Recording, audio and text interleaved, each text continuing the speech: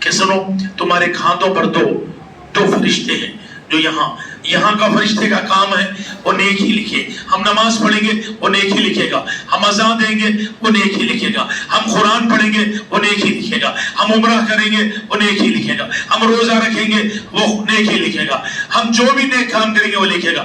یہ کیا کرے گا؟ یہ جو گناہ ہو یہ لکھے گا. نبی نے فرمایا کیا میں تم کو بتاؤں ایسا عمل بتاؤں, ایسا عمل جس سے یہ دو فرشتے ایک ہی ساتھ مصروف ہو جائے. صحابہ نے بتایا یا رسول اللہ ہم پہ یہ بتا دیجئے کہ یہ دو فرشتے مصروف کیسے ہو جائیں گے. آپ نے ارشاد فرمایا سنو مجھ پر درود و سلام پڑھو, جب مجھ پر درود و سلام پڑھو گے تو یہ دو فرشتے مصروف ہو جائیں گے. ایک تمہارے نامہ اعمال میں 10 نیکی لکھے گا, دوسرا جو تمہارے گناہ سرزد ہو گئے جو لکھ جا چکے تھے یہ 10 گناہ مٹاتے رہے گا. پھر 10 بھلائی تم کو دنیا میں دی جائے گی, 10 آخرت میں دی جائے گی.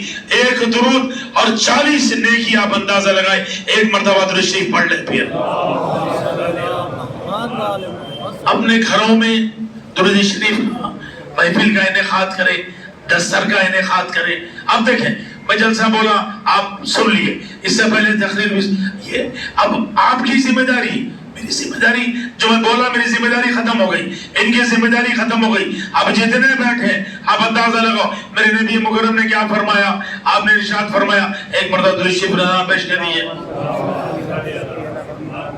آپ نے ارشاد فرمایا سنو اللہ اس شخص کے چہرے کو ہر وقت شاداب رکھے, ہر وقت تر و تازہ رکھے جو میری حدیث سنے اور دوسروں کو پہنچائے. کیا معنی ہے؟ اب یہ سمجھ نہیں کہ نبی نے یہ نہیں فرمایا کہ زندہ کا نہیں, معنی یہ ہے آپ نے مجھ سے حدیث سنی اور دوسروں کو پہنچائی. میرے نبی نے آپ کو یہ بشارت دے دی کہ اللہ اس شخص کے چہرے کو شاداب اور سلامت رکھے گا جو کیا کرے گا میری حدیث دوسروں تک پہنچائے گا. آپ پہنچا دیے. اللہ کی عزت کی قسم ہمارا تو یہ ایمان ہے کہ مرنے کے بعد بھی ہمارے چہرے شاداب اور سلامت رہیں گے. یہ نبی کی دعا ہے نا. نبی نے یہ نہیں فرمایا کہ زندے کا نہیں, نبی نے فرمایا اس شخص کا چہرہ سلامت اور شاداب رکھے اللہ. تو یہ ذمہ داری ہے ہماری نہیں.